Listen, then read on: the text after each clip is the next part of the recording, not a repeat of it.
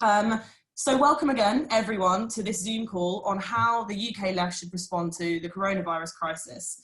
Just to share that we currently have over 300 people on the call already, which is really, really amazing. And I imagine that's going to continue to grow. So it's really great to be chatting with so many of you across the country tonight. Even though we can't physically be together, we can be together online, which is really nice.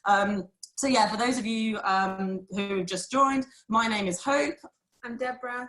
And we are on the steering group of the World Transformed, which is the organisation that's organised this call. Myself and Deborah are going to be hosting and coordinating the call tonight. Just briefly, for those of you who aren't already aware or might not know, the World Transformed is an organisation working to build left power, both inside and outside of Parliament. And we do this through delivering and supporting political education initiatives across the country all year round. So some of you might have been to our 4-day festival, which has taken place alongside Labour Party conference for the last few years. So hopefully many of you know who we are, which is great. We've organised this call tonight because the coronavirus crisis, which we're currently all living through, is very much a political crisis. And that means that there has to be a political response. One which is centred around the principles of collective solidarity and security and safety for all. We know full well that this government and billionaire bosses don't care about these principles. We're all on this call tonight because we do care about one another, and we do care about ensuring that everyone should have safety and security and that no one should be left behind. We can't just sit back and leave the response in the hands of the government and the billionaire bosses because they do not share our values and they're not going to prioritise people over profit. They will only act in our interests if we force them to. So we have to demand more and demand better for our friends, our families, our colleagues, our comrades, for ourselves and for everyone in society. But in order to make those demands, it's crucial that as the left, we develop a shared understanding of the social and economic impacts of the crisis. It's also crucial that we open up new and empowering spaces for collective communication and organising, like this one, hopefully, in what is set to be quite a long period of social isolation that we're about to embark on. So that's exactly why we're having this call tonight.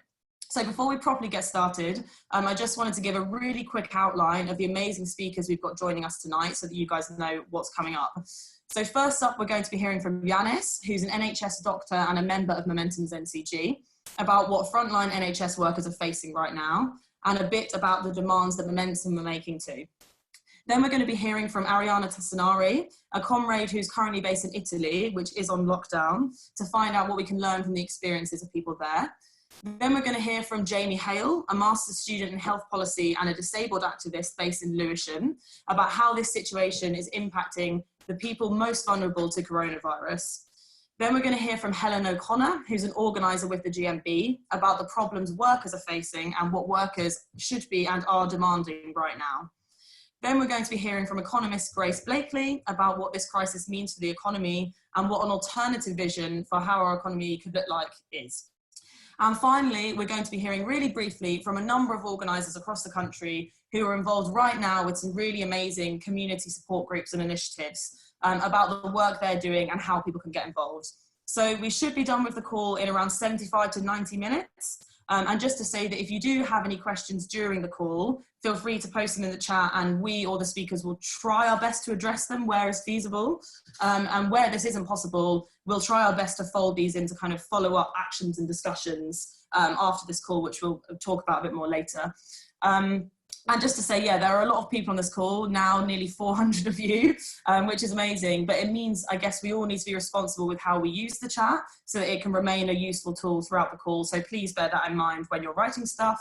And also just to say that this is the first, you might be able to tell, this is the first ever time that TWT has done a call like this. So hopefully it'll be the first of many, and fingers crossed we all get something out of it. But basically, please do bear with us if there are any glitches along the way, and obviously there have been one or two so far, but hopefully it'll be plain sailing from here. So, over to Debs. Thanks, Hope. So let's kick things off by reminding ourselves of where we are right now. So far, this virus has impacted 140 countries globally, with over 180,000 confirmed cases worldwide and many more unknown. Though the responses from governments have been varied, most have already moved or are moving towards drastic measures, including travel bans, shutting down schools, bans on mass gatherings and sporting events, and domestic lockdowns. On the other hand, our government seems to be finally waking up to the serious economic freefall we are facing. But from the announcement made this afternoon, it's clear it's not putting in place enough measures to protect people. No increase in sick pay, no wage protection for those laid off, nothing for renters, and none of the big thinking we need in a moment like this. Moving on to the next speaker, just a quick note to say that it's of course super important that all of our actions are underpinned with as up-to-date information as possible so that our organising does not inadvertently increase anyone's risk, as medical professionals are still learning about how the virus spreads and operates. So we've found some links to continually updated information from a few internationally recognised medical and health institutions, which should hopefully be being posted in the chat now or at some point, and we will highlight other useful stuff later on in the call as well, but we just wanted to make a note of that. So for our next speaker, we're going to be hearing from Arianna Tassinari, a comrade who is currently based in Italy, which is on lockdown. I'm sure, I can see her, yay. I'm sure all of us here have been following events in Italy with shock and concern. And Arianna, you've been watching events unfold in the UK from a country which is much further into the crisis than we are here. So could you maybe talk to us a bit about how the left has responded in Italy, and what are the key demands that you're putting forward, and what can we in the UK learn from you guys? Sure. Well, thank you so much for having me. As Hope was saying, it's very strange for me to watch the situation unfolding in the UK. Can you hear me? Oh, sorry, Ari, we can't hear you. No way. Oh. Can you hear me now? Oh, people can hear you. It's just us that can't hear you. Just you. Okay. Well, okay, I'm gonna try to speak more loudly. So yeah, as I was saying, it's strange to be watching the situation unfold in the UK, because it's a little bit like watching the past from a rather uncomfortable step point in the future, where all you want to be able to do is like barge in and be like, guys, just do something or stop whatever you're doing. So I've been now, I'm now entering my second week of lockdown here in Italy. I must say that I am speaking from a very privileged position, in the sense that I am a university worker who's been able to switch to working from home very easily, and I am not facing any immediate loss of income, and I have secure housing, so I am in a sense very secure, and but this is absolutely not the situation for everyone in Italy. So as you might know, the situation in Italy escalated fairly quickly. We had the first cases around the 21st, 22nd of February, and the initial government response, very much shaped by also what were the demands of the main employers' confederation, was very much to try and kind of play down the seriousness of what was happening. So for the first couple of weeks, we were told that everything was fine and that all economic activities could go on as normal, that Italy shouldn't slow down, and that, capital should continue flowing and tourists should continue coming. And essentially, we now know that that was a response that was very much shaped by the strong economic interests, both of commercial and manufacturing employers in the northern regions, which were the ones that were most strongly affected, which essentially were very concerned about the economic impact of the crisis. And then in the first few days of March, this position became essentially untenable, because the numbers of cases and the number of deaths was completely overwhelming the health system, and the impact was being felt very strongly in those northern regions, which are the wealthiest in Italy and where the health system is regarded to be like working the best. So the point that became very clear was that if the impact was so strong in the north, it could have been disastrous if the epidemic spread with the same speed throughout the rest of the economy. And so the government started reacting and changing its stance very quickly. So from the 4th of March onwards, we had a string of successive initiatives put in place. First of all, schools and universities were locked down. Then red zones of containment were introduced in the northern part of the country, where there were the highest number of cases. And then from the 9th of March, there have been a sort of countrywide lockdown, which is supposed to continue until the 3rd of April. So all non-essential economic activities are supposedly shut down. People are encouraged to work from home. The problem is that the implementation of these measures has really happened in a way that has not been ideal, and it's still rife with a lot of contradiction and a lot of conflicts on which various forces from the left have been trying to organize. And I'm going to talk to you about the three ones that I see as the main points of tension, which I think are important for forces in the UK on the left to be thinking about. So the first one has been the question of this trade-off between, the concern for protecting public health and this very strong push from employers and from industry to keep the economy going. So essentially, when the Italian government made the decision to shut down most economic activities, obviously this was presented as a way to enable everyone to stay home, to protect themselves, to protect their families, to protect their communities, and essentially practice large-scale isolation and social distancing. The problem is that under pressure from Employers' Confederation in industry, basically everyone in industry was allowed to continue go to work. So whilst most public-facing services were shut down, including all bars, restaurants, hospitality activities, and so on, basically all industry is allowed to work as normal. And this means that in a country that is supposedly in lockdown, there is every day around 7 million people that are still going to work. And they're going to work, often taking public transport, and they are going to work in workplaces which are not safe. Because essentially the government has taken the line that it is down to the employers to ensure that safe working conditions are implemented. And this means that employers have the responsibility to ensure that workers can keep the 1 meter distances at work, and that whatever they have proper protective equipment and so on. But this is clearly not the case in the vast majority of workplaces. And so the big flashpoint that started unfolding from the very first day of the lockdown was this question of, okay, so who is actually allowed to stay home? Who is still being forced to go to work? And why is the health of some workers being jeopardized? So the problem is that on this, in Italy, the unions were quite slow to move. Because, I'm talking about, so in Italy, we have a very fragmented union movement with a division between sort of like large confederal unions that organize across multiple sectors and kind of small, more radical, let's say grassroots rank and file unions. And the main confederal unions, which have a tradition of kind of working a little bit in partnership with governments, were very afraid of being seen as conflictual at this time of national economic crisis. So they were really timid. They were kind of like completely disappeared from the public sphere for the first few weeks of the crisis, and they were not really keen to initiate any form of large-scale mobilization over this issue of safe working conditions and of suspending industrial production. Also because they bought off quite strongly into this discourse of the economy must go on. And so it was down to the initiative of the workers themselves to put the issue of safe working conditions on the map. And in the first 2 or 3 days of the lockdown, there were a lot of grassroots strikes that were completely self-organized by workers, especially in large industrial plants with a previous tradition of unionization.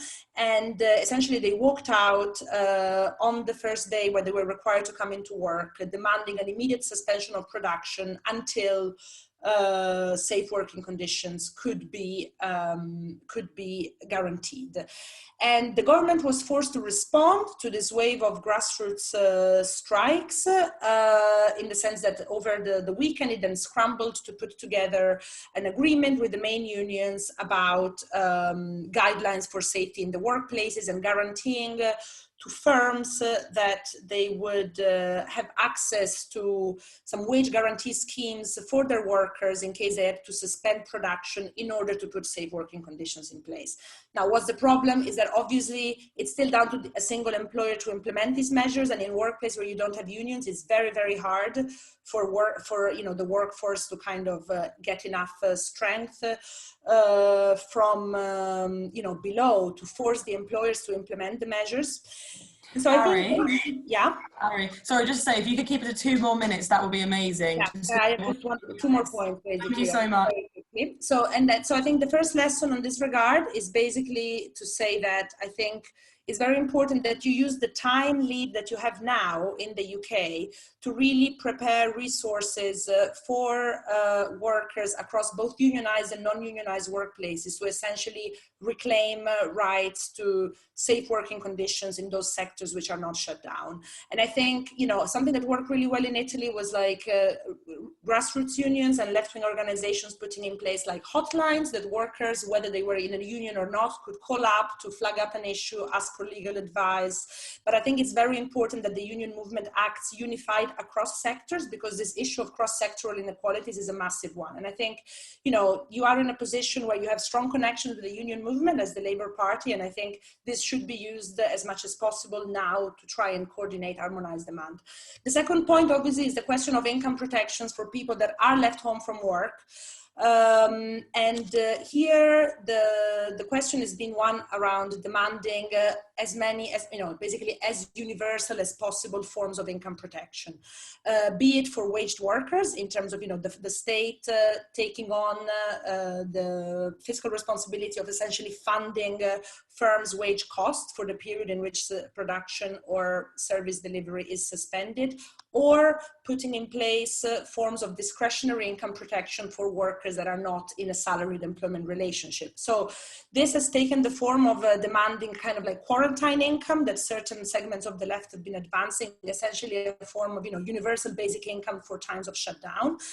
Now, this does not look like it's going to be forthcoming, but the government has announced that it's going to be putting in place 25 billion euros, some of which will be in the form of, kind of like discretionary payments for self-employed workers or workers on zero-hour contracts in order to supplement their income. This is likely to not be sufficient at all, because the scale of what we are seeing, in terms of economic impact is super strong. And so I think a very important demand that has to go alongside demands for extension of income protection is really to break this discourse of austerity and deficit and debt. Essentially, like, this is, I think, something that in the UK you have a strong base to build on, because you have had 5 years of very successful opposition led by a real left-wing force, something that we haven't really had in Italy. So I think the discourse of austerity is not credible already. And I think this is a very good time to essentially say that, it's fine for the government to do deficit spending in order to guarantee income. The last issue is the one of housing and rent freezes, which is still something that is completely unresolved in Italy. In some provinces where you have the left in power, there have been a sort of moratorium on evictions. So evictions have been temporarily suspended, but this is still very patchy, and it depends very much on the local balance of forces on the ground. So I think, again, this is something that Labour councils and Labour councillors could start organising around locally until hopefully a national response is scaled around. So these are the 3 main things. There's lots more, as you can imagine, but I'm going to shut up now. Thanks so much, Ari. And I mean, just from the 2 of us, and I think from everyone on this call, we send our solidarity to you and everyone in Italy in what must be a super, super difficult time. So yeah, thanks a lot for coming on the call. We're going to go to Yannis in a second, but just one quick point. If people could turn off their videos, that would be amazing, because that will improve the connection for lots of other people on the call. So yeah, without further ado, Yannis. Guys, I'm Yannis. I'm a doctor in London. I've been a doctor for the last 12 years. I'm an infectious diseases specialist for the last 6 years. And I've seen nothing like what we're going through in my whole career. Indeed, that's probably a little bit arrogant of me to say, because we've seen nothing like this in terms of the crisis that we're about to see over the next few weeks and months since the inception of the NHS, I think. We've had crises within the NHS. We've just had a very long crisis since the 2008 economic crash, but that has been drawn out over a decade.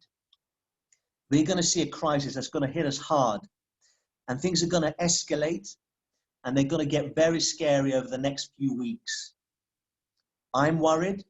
My colleagues are worried. We're preparing ourselves. it's almost like the deep breath before a plunge. We're almost in a kind of pressure cooker situation, hurriedly getting ready and preparing our hospitals for what's about to come. And of course, we're already seeing cases. I myself have been looking after cases of COVID for the last few days. We know for a fact, as does the government, we know for a fact that over the next few months, our needs, our equipment needs, our testing and lab capacities, our needs for ventilators are going to outstrip what we actually have by an order of magnitude, okay? We're going to need 10 times the amount of ventilators that we've currently got. We're going to need 10 times the amount of personal protective equipment than what we've already got. We're going to need 10 times the amount of staff than what we've already got. So what we're going to see over the next few weeks and months is something that's going to be very scary.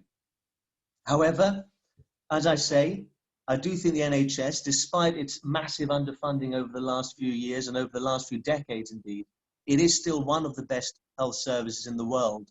And in terms of the human resource that we have and the commitment of the staff, I'm in no doubt that we will get through this. I think a couple of further points. We know from epidemics in history that the viruses themselves and the infectious agents themselves do not account for the majority of the mortality and the morbidity seen in an epidemic. At the end of all this, people are going to die, not of the virus, but because of the fact that the health service has buckled under the pressure. People are going to die from other conditions, from other treatable conditions, because the health service has had to be diverted into managing the difficulties of the viral epidemic. So that's what's going to happen. And then, of course, that's not even taking into account the wider economic impact and how that will hurt the most vulnerable in our society. Momentum has issued a really clear set of demands. I urge you all to read them, and I'm sure the hosts of this web chat will go over them later if they haven't already. And I'll just finish off here and say, read those demands, they're really good. Don't get bogged down, as some have on the left. Don't get bogged down on issues such as the timing of the lockdown, when the next lockdown should be, the sort of wider epidemiological debates. We need to stick to what we're good at, which is namely protecting those most vulnerable in society and making economic demands. So let's call for more personal protective equipment for health workers. Let's call for the requisition of private hospital beds. Let's make sure that those who are most vulnerable don't pay the price of this epidemic. And finally, I'll just finish off now. Finally, what I'll say is this. We health workers, we're going to try to keep raising the alarm. We're going to try to keep having our voices heard during this epidemic, but we are soon going to be overwhelmed and we won't be able to. You guys are going to have to raise your voice on our behalf. Thanks very much. Amazing. Thank you so much, Yannis. That was yeah, really great to hear from you. Thank you for everything that you and your fellow health workers are doing.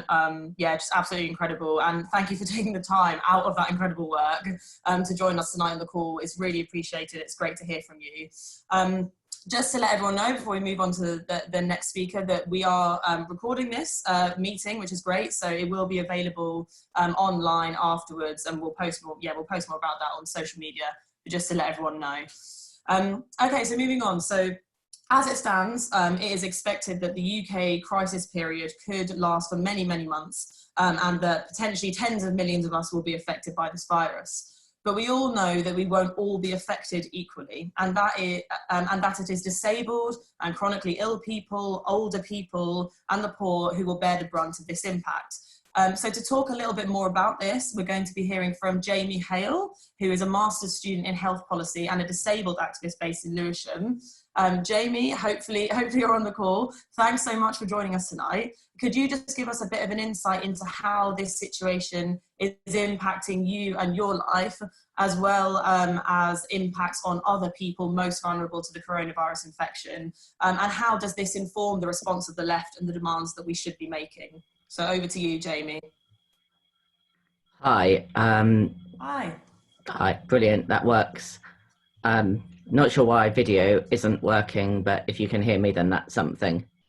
So I'm a health policy student, freelancer and disabled activist.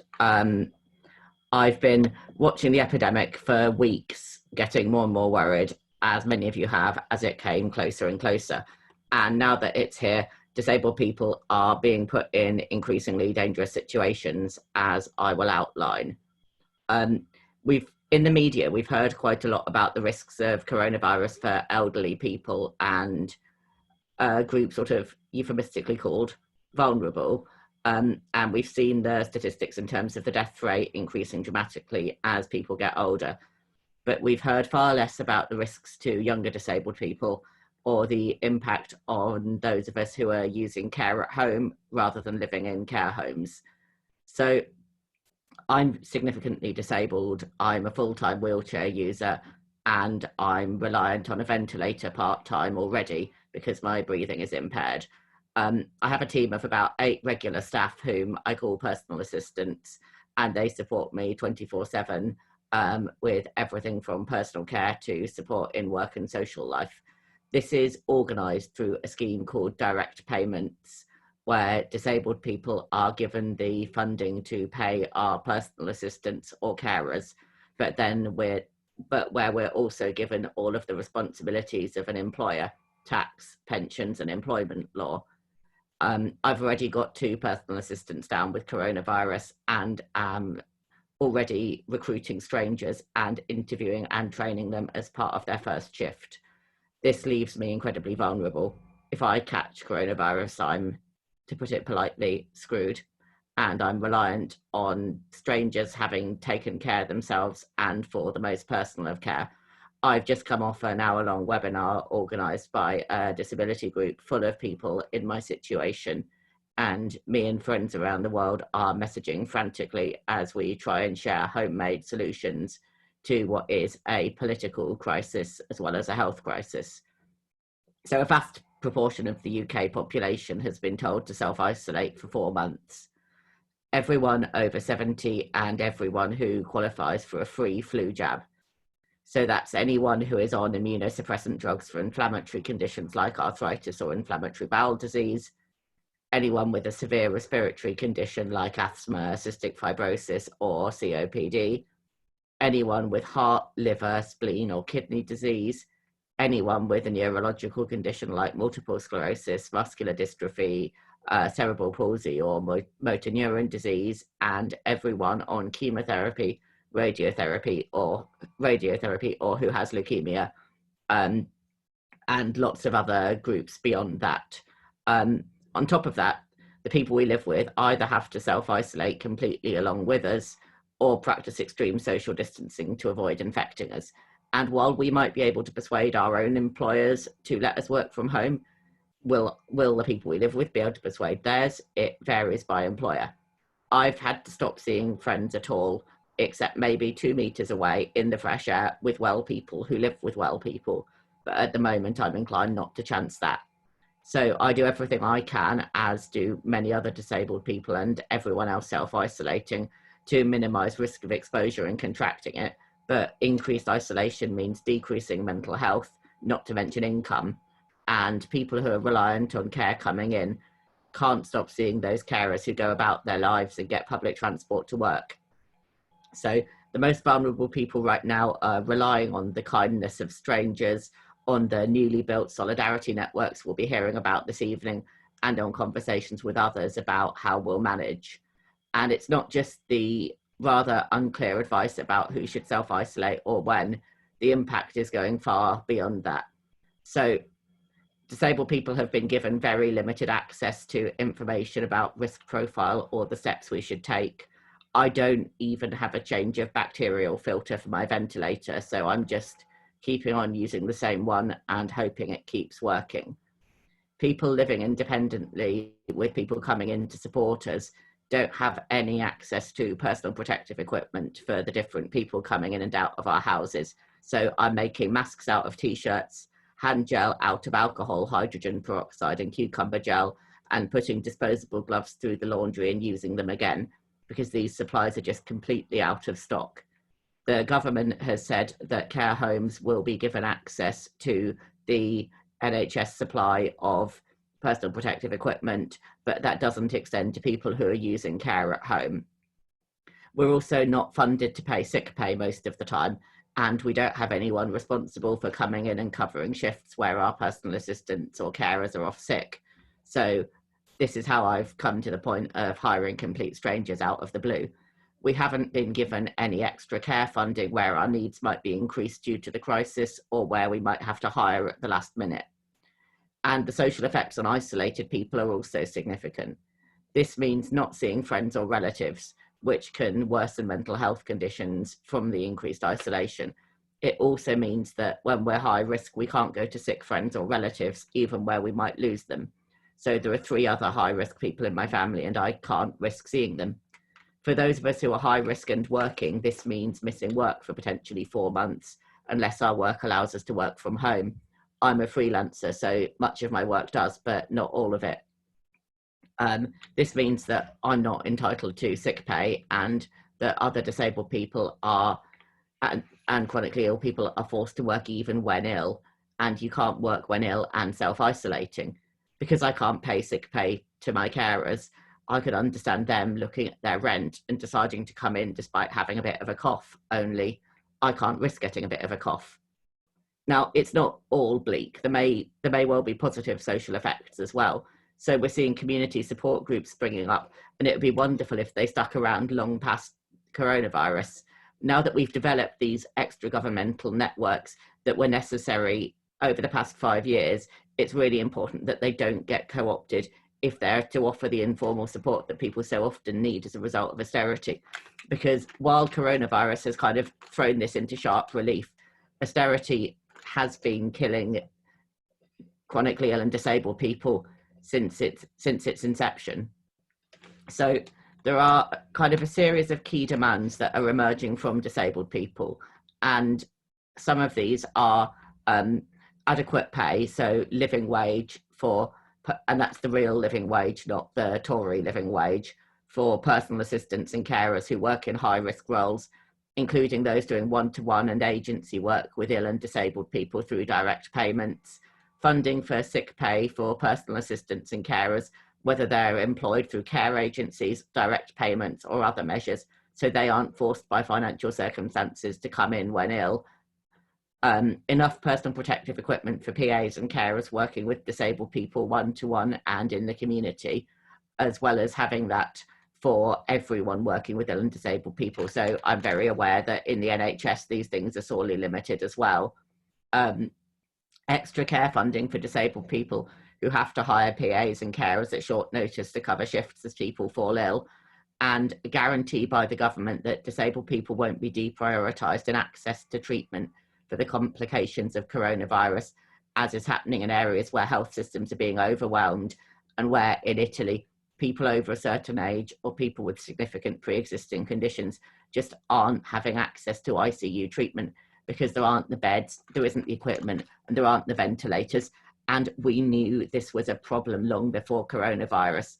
Germany has, I think, 28,000 ventilators to the 5,000 that the NHS has, and has a population of, I think, 84 million to our 67.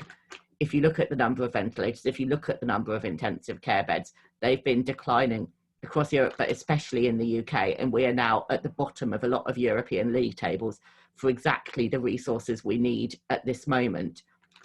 It's crucial that private hospitals are now taken into NHS control because there aren't enough hospital beds. I'm waiting for a surgery that isn't life-saving or life-extending in the immediate sense, but is very important and without which I will continue to deteriorate, but which is definitely elective and which is going to have to be postponed indefinitely.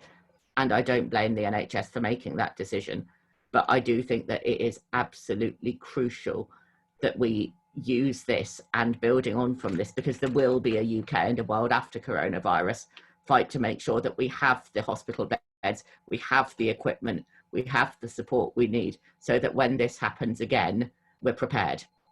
And I really, really think that we need to make sure that the demands emerging from chronically ill, disabled and populations vulnerable to coronavirus aren't overlooked as the left formulates its response.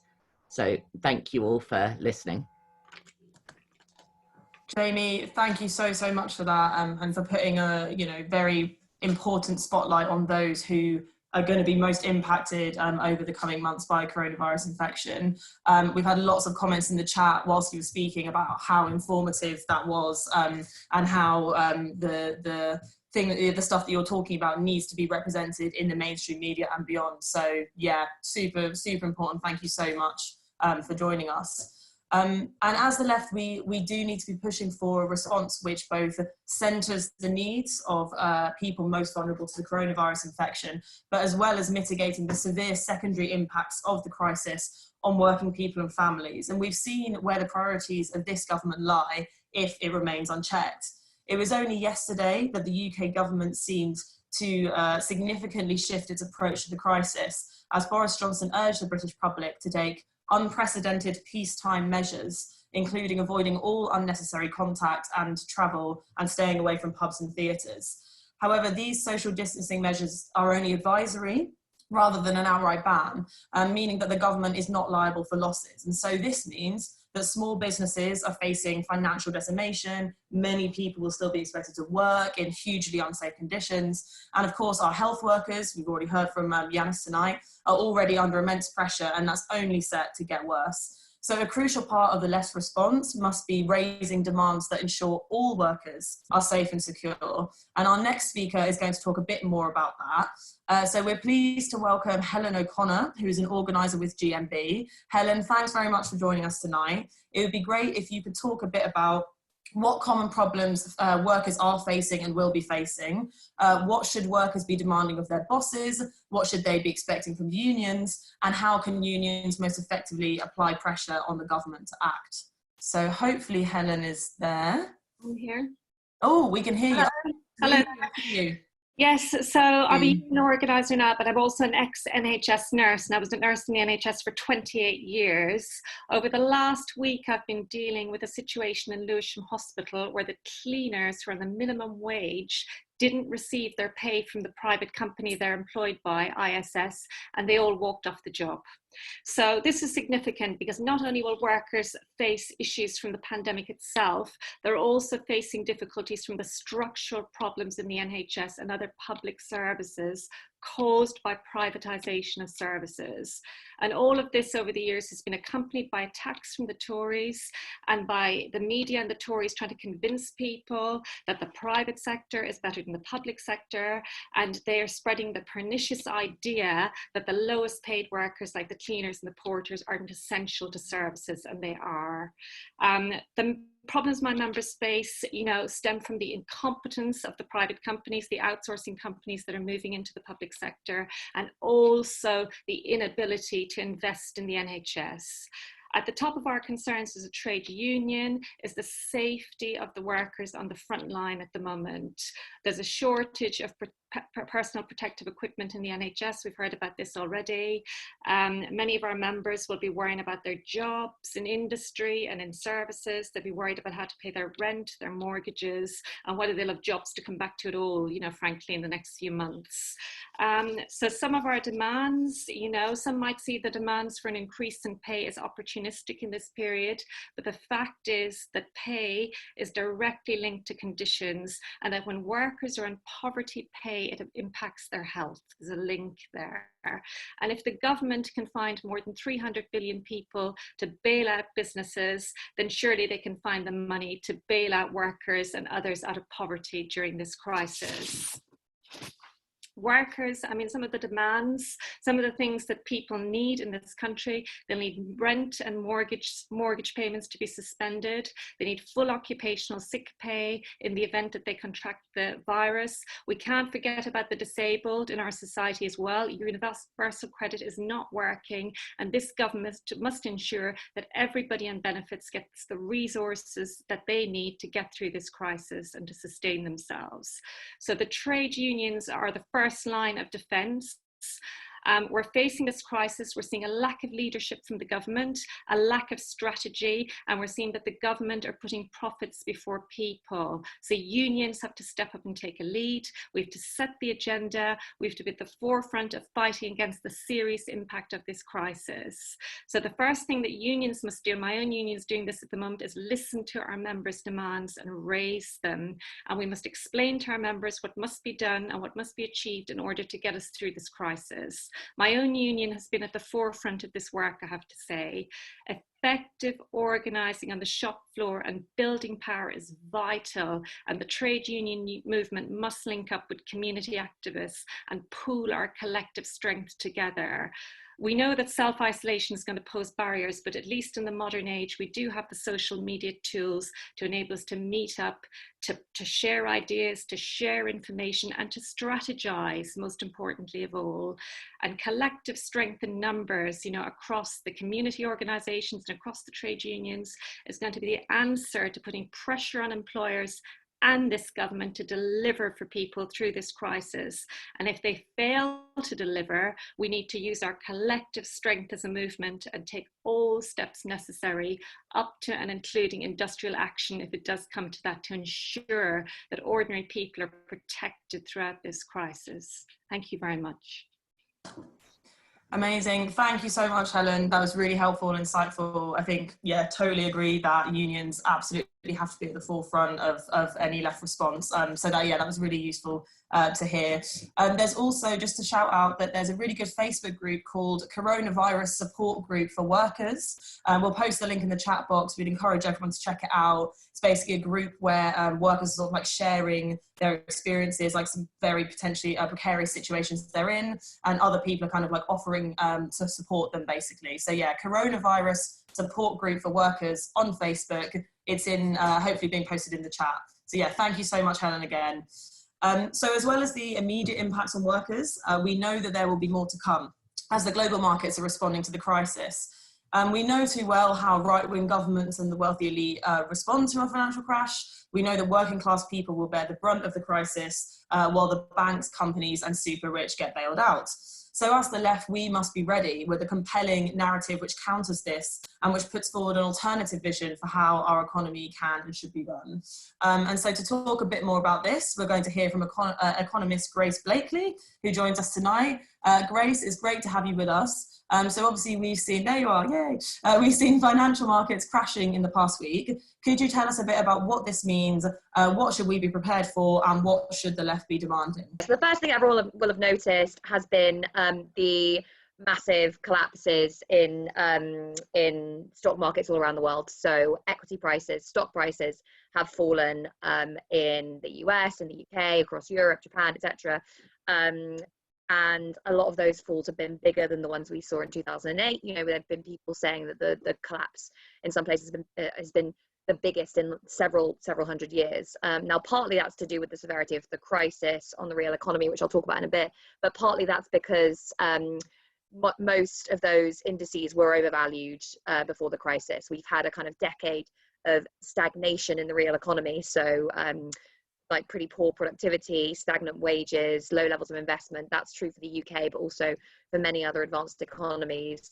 At the same time, we've had the government, central banks around the world pumping liquidity into financial markets, which has pushed up asset prices. So, you know, equities, even, you know, housing prices, as well as making debt quite cheap and kind of creating a bit of a bubble in corporate bonds. So the fact that equity prices were already high and stock prices were already high means they had further to fall. And a lot of people were saying, you know, this has been a really long rally that we've had in stock markets since 2008. as well since 2009-10, even as the actual economy has stagnated. So people were kind of waiting for this hit to come, and now it's come, but it's been much more severe than most people were expecting. Having said this about the equity markets, they are, the fact of the collapse in stock prices is not the thing we should really be focusing on. The reason that stock prices are collapsing is because investors are anticipating a really big recession. So obviously stock prices are supposed to reflect the expected long-term profitability of the companies that investors are putting their money into. The fact that they're taking all their money out suggests that the real economy is going to go into recession, and those businesses are going to stop making profits. Now, why do we think that the real economy is going to go into recession? Well, there is obviously going to be the immediate impact of people self-isolating, which will mean a massive disruption in the labour market. So lots of people just either unable to go to work because they are self-isolating, because they're hospitalised, because they're social distancing, whatever. That's a really big disruption that's going to have an immediate effect on output. But it's the kind of secondary issues that could be the biggest and most long-lasting. So I'll start at the kind of macro level and talk a little bit about something that you might have heard people talk about, which is corporate debt. So I kind of mentioned that that loose monetary policy, so that means very low interest rates and quantitative easing, that has basically given us a corporate debt bubble in the US and the UK. Basically, businesses have found it very cheap to borrow money. Firstly, because interest rates have been very low, but secondly, because investors have been what we call reaching for yield, so looking out assets to put their money into. And a lot of them have put their money into very risky corporate debt, i.e. maybe so you've been buying corporate bonds that aren't rated very highly, so that maybe aren't a very good bet in terms of the long-term sustainability of that company. They've been doing so on the basis that firstly they didn't have very much else to invest in because the real economy hasn't been doing very well, but secondly because we've been experiencing this boom in financial markets, at least partly driven by government policy and central bank policy, which investors didn't expect to end for quite a while. And which is not that loose monetary policy is not likely to end for quite a while, but obviously the severity of this crisis has created the kind of shock that has pushed everything off course. So the fact that we've got that shock now, along with that corporate debt bubble, is a really big potential systemic risk, because obviously corporations that have a lot of debt, if they face a kind of fall in their incomes, then suddenly they're not going to be able to pay their debts. And then you get into a situation where lots of corporations are going under. When lots of corporations go under, the banks that lend to them and the investors that have lent them money then also face problems. Now that's going to be less of a significant issue today, perhaps, the issue of the financial system than it was in 2008, because banks have a little bit more capital to be able to absorb those losses because of the changing regulation that we've seen since the financial crisis, but it's still a potentially really big issue. And this is largely why we've seen a lot of the attention on loans to businesses, because of that big corporate debt problem. Important to remember that corporate debt problem has been driven by government policy over the last 10 years. And it's actually not going away anytime soon, even with that relief that the government's going to be providing. The second issue is also sovereign debt. So, we could see some countries that are in a less kind of powerful position in the global economy unable to pay their debts, and that is obviously potentially could create some really, really significant problems for some major economies in the global south. And obviously we know what happens when countries in the global south get into debt problems. The IMF sweeps in and says, yes, you can borrow some money, but only if you implement these neoliberal policies and cut public spending, cut your debt, implement capital mobility, all these different sorts of things. So that's also a real problem on the horizon that we need to be looking at. Then there is the kind of I suppose issues that are a little bit more closer to home, and that is the problems that we've been talking about already on this call, which is the impact that this kind of immediate contraction in output and the disruption in the labour market could have on people's incomes. So we've got corporate incomes on the one hand and then personal incomes on the other. Now obviously statutory sick pay, not nearly enough for the vast majority of people to be able to pay their rent, bills, survive, etc. So that's one thing. But obviously you've got the other problem with the fact that statutory sick pay doesn't apply to a lot of workers, the self-employed, potentially people on 0 hours contracts who just don't get new work. And they could potentially be facing the loss of all of their incomes. Freelancers, pity us poor, freelance journalists who you know, are facing a loss of speaking events and that sort of thing. There are going to be lots of freelancers, contractors, people working in the gig economy in particular, who are going to see a complete collapse in their incomes. And that is obviously not going to be counteracted by statutory sick pay, because the problem isn't that they're having to get off work to self-isolate. The problem is that, you know, people just aren't ordering Ubers, you know, ordering speakers, etc. for events, or going out or whatever. So that potential loss of income for some groups is going to be really significant. Then you have just the longer term issue of that contraction in demand, which could mean that you know, wages fall and businesses start having to lay people off altogether. Now, these are even more significant problems because households don't have any savings. What we've seen over the last 10 years is a decade of wage stagnation, along with rising housing costs, a lot of rising, other rising costs of living. And people, so in 2017, it was the first year that people spent more than they earned since 1987. And that was for a very long time. So people have been drawing down from savings for a while. They've been taking on new debts, which puts them in a very fragile situation, similar to those corporations. If they face a big loss of income, there's the potential they could default on their debts. So all these people facing a loss of income, which is a big swathe of the population, are threatened by, obviously, the immediate issue of a loss of income, the secondary issues of being unable to pay their rents, unable to repay their debts, bills, etc., which could mean homelessness, bankruptcy. It puts a lot of people in this country in a very, very severe situation. That obviously has distributive impacts now, but when we're thinking about the long-term impact on the economy, you know, the people who are drawing down all of their savings and taking on debt to survive this crisis, they're going to have to deal with that at some point in the future. So a lot of people are saying, oh, it will be fine, it will just last for 2 quarters, then we'll get out of a recession. Actually, no, the impact on people's incomes, if we don't see significant income support, is going to last much, much longer. And all of this together, so the combination of the fact that, you know, you're going to have a contraction in corporate incomes in the context of high corporate debt, a contraction in personal incomes in the context of low wages and high personal debt, and potential issues around the financial system, means that a huge amount of pressure has to be put on the government response. Because if all of these things explode altogether, I mean, you basically start to see an economic collapse far, far worse than what happened in 2008. What we've seen today is government stepping up to provide loans for businesses. That's trying to stop the first problem, which is trying to stop that corporate debt bubble from blowing up and impacting the rest of the economy. What we've not seen is really any action whatsoever on that second problem of personal incomes. That is really, really going to be very important.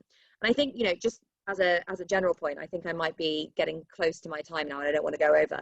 As a general point, lots of people are panicking at the moment about like the relevance of the left, because we had this fairly, you know, what was portrayed as a generous budget from Rishi Sunak last week.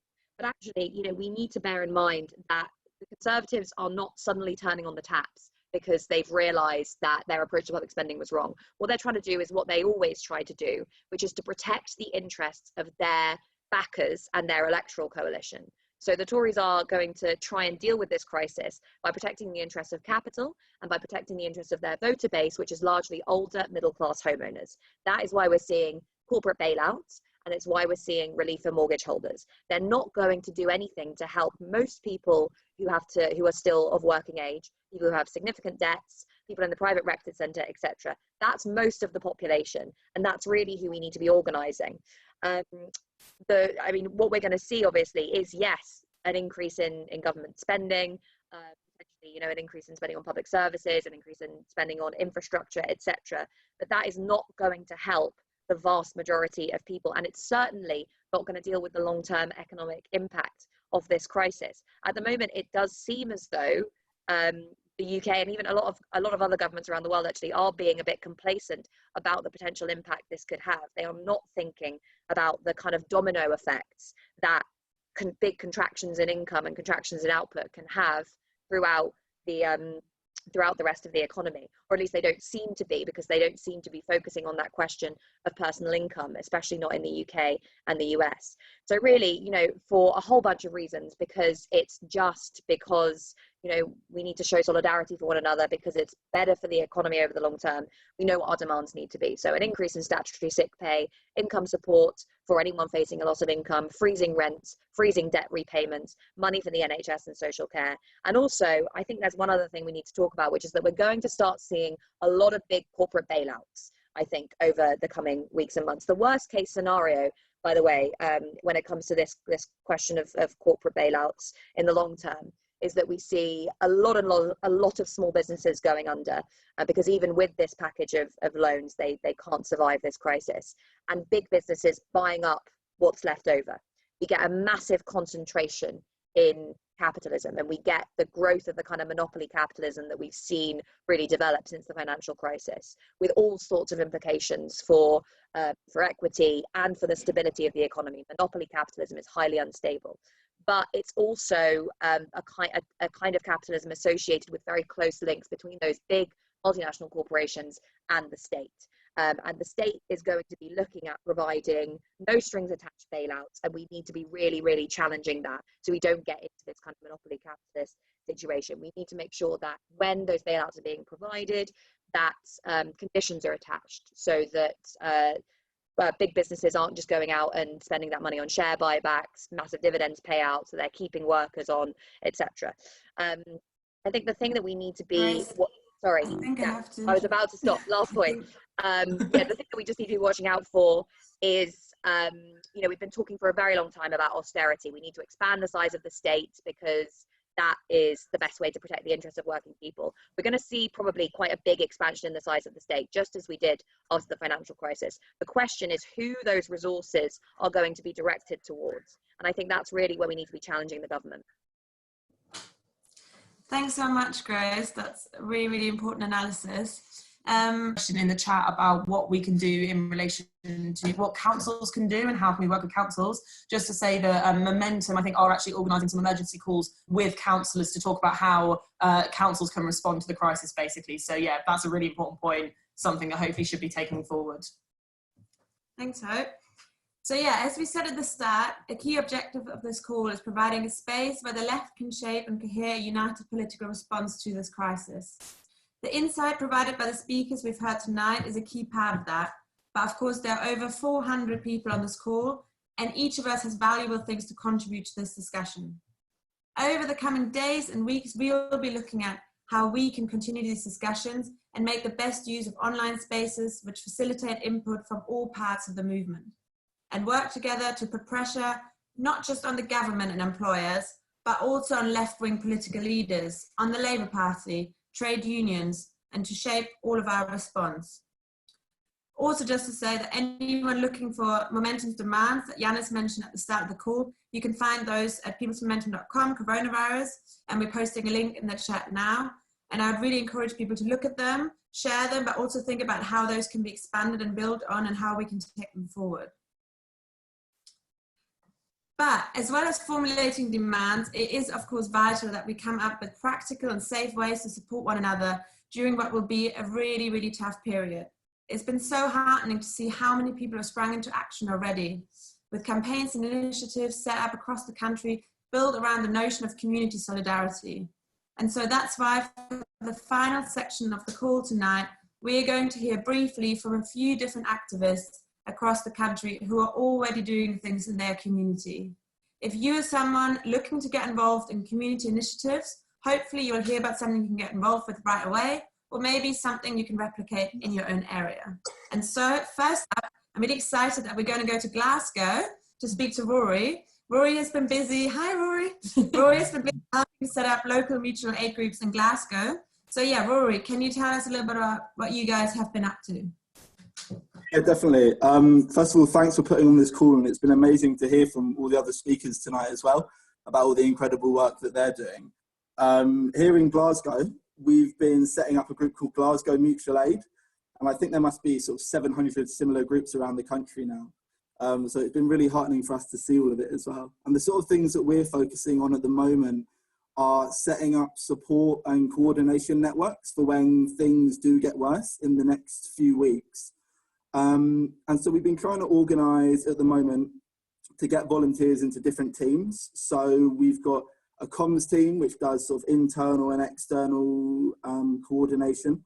We've got a dispatch team that deal with phones, emails and forms, and distribution, resources and that kind of thing. And what we're doing is we're trying not to replicate work that already exists. So we've been linking up with groups like the Trussell Trust to use their food banks as distribution centres, as many of their volunteers are older. So we've been asking our sort of younger volunteer base to come and step in for those people that aren't able to do that job anymore. And on top of that, we're also trying to organise a distribution service from those central locations. And what we're doing in the next few days is we're trying to print about 2,000 posters. And we've got teams in all of the 23 wards in Glasgow. And we're going to try and put these posters up in every single ward, in front of every shop, in front of every supermarket, saying, you know, if you need support and you don't feel you should be out the house, email us, give us a ring, give us a text, and we can help you out, and we can send someone to do that job that you don't feel comfortable or you're unable to do because, you know, you're immunocompromised, because you're elderly, because you've got childcare responsibilities. And that's what we're focusing on at the moment, sort of plugging those gaps that we know are going to be left when the situation gets worse in a week's time. And yeah, we've just had an influx of volunteers, and it's been amazing to see people in communities here coming together to support each other. So yeah, things are starting in Glasgow, and I'm sure they'll get bigger and bigger as they will across the country. Amazing, thanks Rory. And there are now over 1,000 different local COVID-19 mutual aid groups, so probably loads of you are involved in one already, existing across the country, which is really incredible. If you're not involved in one already, you can go on covidmutualaid.org local groups. We'll post the link in the chat, and you can find the one closest to you. And just to say, many people have rightly been concerned about safeguarding in relation to practicing mutual aid. There was actually a training put on right before this call, which is being recorded, and we will share the link on Facebook. There are also some resources that you can find online, such as a guide put out by Queer Care, which again we'll share in the chat box. So yeah, up next. Another organisation has been really, really busy over the past few days in developing a community-based response to this crisis, and that is Acorn. Many of their 20 groups across the country are taking action locally. And we're just going to go to Manchester now to hear from Javi, who will briefly tell us more about what you guys are doing in Manchester.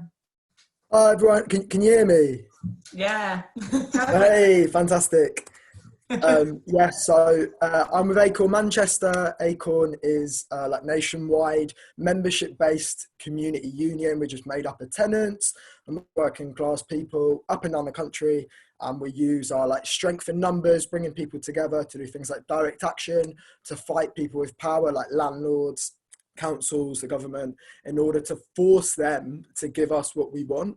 We're pretty much doubling in size every year at the moment. I think maybe slower than coronavirus, but still pretty quick. So obviously, like Rory was saying before, in Glasgow, loads of neighbourhood coronavirus support groups are popping up around Manchester especially. We've got so many in different neighbourhoods, people offering to help those who are in self-isolation, people requesting help, food, prescriptions, a phone call, just to chat, which is all like incredible to see that like all happening so spontaneously. It's such important stuff so that people can healthily self-isolate and not have to go out when they should be staying in their homes.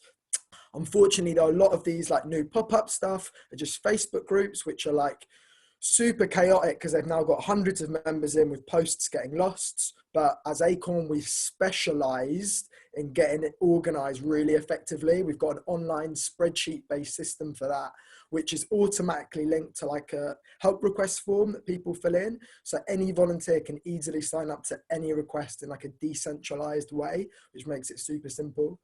It's all GDPR compliant, all our safeguarding, as you were mentioning, it's all been approved by a professor of public health. So yeah, having said that, all that online stuff is fantastic, but obviously not everyone has access to the internet. Not everyone is a part of online support communities. So we're trying to leaflet as much of the city as possible. Tomorrow we've got like a safeguarded event to leaflet, hopefully over 5,000 homes. Over the coming days and weeks, we're going to try and map all of our work and all the other work of other local mutual aid groups too, so we can cover the whole city with leafleting. We're looking to also, aside from that kind of stuff, we're looking to put serious pressure on local letting agencies and housing associations up and down the country, really, wherever we're based, but including Manchester, to get them to agree to waive rents for tenants as part of like that coordinated national campaign. We think if we can get one, we can use that to shame others to do the same. Yeah, check Acorn out online. I'll share some info in the chat after this so you can see more about what we're doing and get involved in your area. Nice one. Amazing. Thanks, Javi. Love the enthusiasm. Love Acorn, always. So now we're taking a tour around the country, moving from Manchester to Birmingham, where activists have set up a kitchen to cook and deliver free food to those who need it. So we're now hopefully joined by Dylan from Birmingham Mutual Aid Kitchen. Yay, we can see you. So you explain what you guys are doing and how people can support you. Yeah, is the mic happening? Yes. Yeah. Again. Okay, I didn't realise quite how big this call was going to be, so I'm mildly terrified, but I'll do my best. So basically in Birmingham, a bunch of us who were kind of like left-wing community, a year ago we set up a cafe called the Warehouse Cafe, which is a workers' cooperative, which means that it's run by the workers. And when we sort of started thinking about the coronavirus and like what was going to happen, we thought, well, isn't this a great resource that we have actually? We have like a kitchen and a big place where we can like make food for people and potentially like deliver it to people. And also like do that on kind of like a much bigger scale and with a like fully sort of like prep kitchen that's like been cooked in all the time. And also like how can we like support this small business as well, because obviously it's like a really big kind of like social centre type thing as well in Birmingham. So that we came up with a plan, the Solidarity Kitchen, which is also meant to encourage people to do social distancing. That's like one of our key sort of like pleas for people, and making an example by shutting down the business part of the cafe and having a limited number of people in the cafe, just people who need to come and make the food. Obviously we've tried to make sure that's as safe as possible and safeguarding compliant. And we also wanted to make some demands about shutting the schools and universities in the name of social distancing, corona basic income, immediate funds for everyone, small businesses and supported instead of banks and corporations, and proper measures for overcrowded vulnerable institutions, so like care homes, prisons, detention centres, for example, all like gonna obviously be people there are going to be at risk. And we agree with Acorn's demand of like rent relief as well. So those are kind of like part of our demands. And we also kind of part of something called Cooperation Birmingham, which is kind of taken inspiration from other projects, Cooperation Town. I'll post these links in the chat after I finish speaking. But that's basically a bunch of like food co-ops, and which are also doing a lot to help. A lot of them are in London, there's one in Liverpool, there's one in Hull. So they're all going to be doing stuff, so you should check out if you're in any of those places as well. And in Birmingham there's also like other mutual aid groups, Birmingham Community Solidarity for example, who kind of doing more like peer-to-peer support, but they're also quite well organised. So yeah, that's basically like our plan. But unfortunately, so we've been doing a fundraiser to try and raise money for the Solidarity Kitchen, and that's a little bit on hold at the moment because a bunch of us are having to self-isolate. So I guess like my advice would be for people who are planning to do this sort of thing, and if they you know, if they have like a cafe that's willing to like help them, they need to think about like, what were you going to do if like a bunch of your volunteers end up having to self-isolate? Like, we're kind of like still in discussion about that, but hopefully we'll be able to like carry on with the project with other volunteers. So yeah, that's it. Amazing. Thank you so much, Dylan. And I think hopefully the link to the crowdfunder for the Mutual Aid Kitchen has just been posted in the chat. So yeah, please, if you have some spare money to donate, please do support these guys. They're doing really good stuff. So yeah, thank you very much, Dylan. So finally, we're going from Birmingham to Portsmouth to hear from Charlotte, who is one of the community organisers in the Labour Party. So Charlotte, could you just briefly talk to us, yes, you're there, about what the community organising unit have been doing up and down the country? Hi everybody, my name's Charlotte. I'm South East Community Organiser for the Labour Party, and just in case those of you listening aren't sure what we do, we're a unit that's been set up in the Labour Party specifically to support communities to run issue-based campaigns that will transform and improve those local areas now. And there's kind of three main areas to the support that we've been providing and the organising that we've been trying to do as a matter of priority since the rise of the issue with COVID-19. Firstly, the kind of main priority is the immediate community response to the situation with coronavirus, and in particular around self-isolation and the inability for a lot of people to pick up food or items that they might need. So we've also been part of efforts to set up mutual aid groups. A number of the members of my team helped to set ones up in their local areas that they've been working in, and then using sort of positive models of the ones that have been working very well. We've been seeing where there's gaps across different constituencies, and then contacting local parties and encouraging them to set up groups as well. So that's helped the sort of mutual aid group model to spread across each of the regions that we work in. And we do have organisers in every region and some of the nations of the country.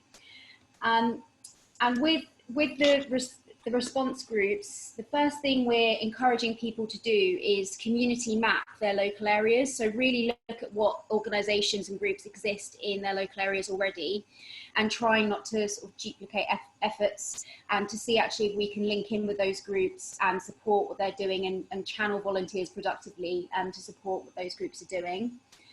We've also been encouraging people to, at a very hyper-localised level, support their neighbours, sort of building community solidarity street by street, area by area.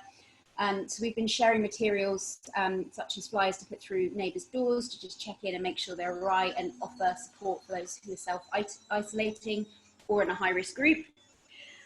We're also encouraging people to provide informal and emotional and practical support.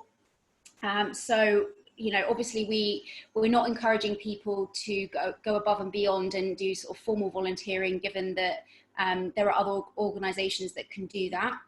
And then we're encouraging groups to try and get press coverage in order to sort of spread the word about what we're doing. So that's the immediate response. In addition to that, we're also going to be prioritising sort of digitising our trainings. So we've been delivering community organising training and campaign building training across the country to over 100 CLPs, but we want to put all of those materials online, so that while we can make the best use of people self-isolating basically, and engage in things like political education by sharing our resources and that training with people. And we think at the moment the two most relevant bits of training that we can share that are relevant to the situation with COVID-19 is how to community map, and digital training, which has a call to action for people to create selfie videos to talk about the challenges that they're facing. And then the last thing that our team is focusing on is really just contributing to the national conversation around existing and underlying inequalities that already exist in society, that really COVID-19 has helped to sort of illuminate. So that's things like working with trade unions to see how we can organise with precarious workers and bring their stories to the fore, as well as around workers' rights. And again, more selfie videos from people talking about the challenges they're facing, whether it's renters or workers that are going to be sacked because they've got no protections at work. So my last sort of call to action for you is really just to follow us on Twitter and on Facebook. We're also on Instagram as well. We're just Labour by the Many. And if you'd like to get involved, please get in touch with us, because we're also keen to learn about what's working well in other parts of the country and spread those out to memberships, the members, and also different CLPs across the country. Thanks very much. Thanks so much, Charlotte, and everyone else who just spoke. Clearly, there's already so much happening across the country, which is amazing. And if any of you are involved in any other initiatives in your area, feel free to put them in the chat box for everyone else to see. And things are obviously moving very fast right now. So we think working together across the country to share experiences and learn from another is so important. But what is also extremely important, we think, is taking time to pause for a moment. Acknowledge that this is a really overwhelming situation, which is unprecedented in our lifetimes. It's totally understandable to feel frightened by what's happening around us and by what is potentially to come in the future. In this moment, when everything's changing around us and there's so much uncertainty, it can be easy to feel isolated. And of course, we have actually been told to do that physically with the recent advice on social isolation aimed at slowing the spread of the virus. This means it's important that we all avoid physical contact with one another wherever feasible. But being separated physically should not mean and doesn't mean that we have to disconnect from each other. It's so important over the next days, weeks and months, we reach out to one another, check in on each other's well-being and continue to discuss, strategize and organise collectively. We know that the UK left loves 4-hour-long physical meetings, but sorry guys, you're going to have to do without them for the foreseeable future.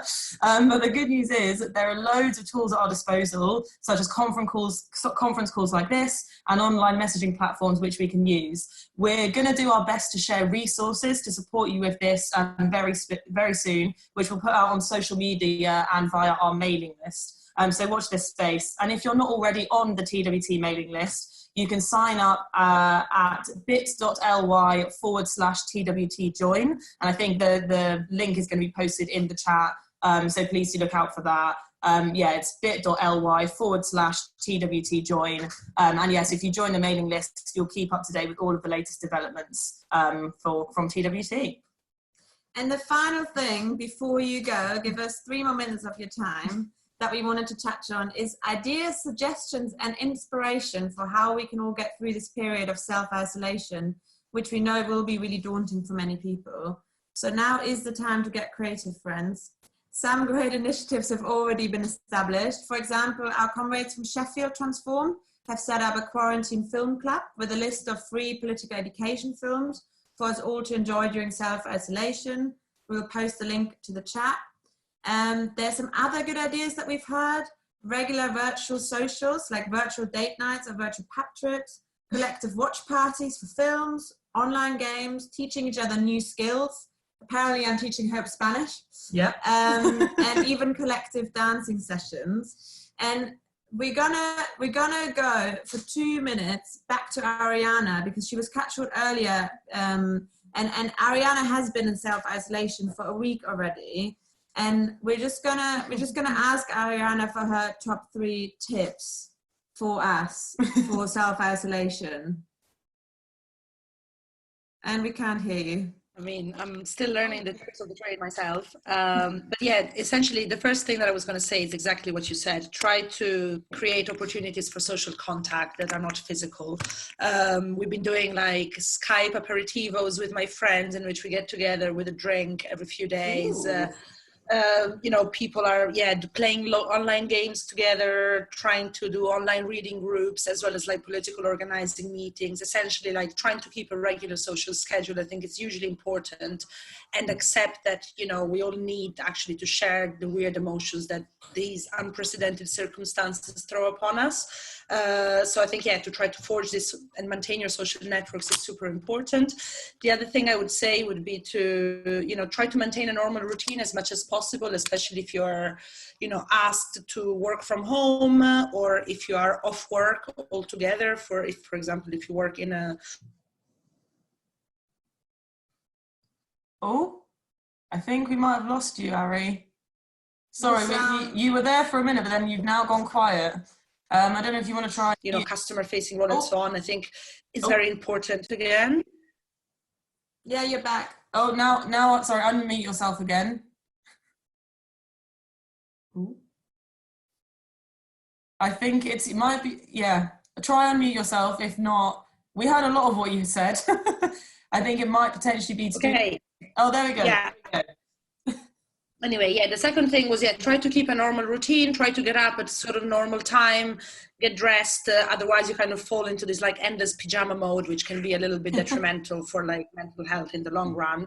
And try to do some sports if you can, like, you know, indoor circuits, yoga, like it's so, I mean, to me, it's been like a kind of lifeline. We can still go out for runs in Italy, so everyone is like, you know, discovering themselves marathon runners to have an excuse to go out of the house. Obviously, in total isolation, you can't go out for runs with friends. But yeah, any kind of physical activity kind of helps with mental health. But yeah, the social networks is by far the most important thing. So yeah, get on the Zooms.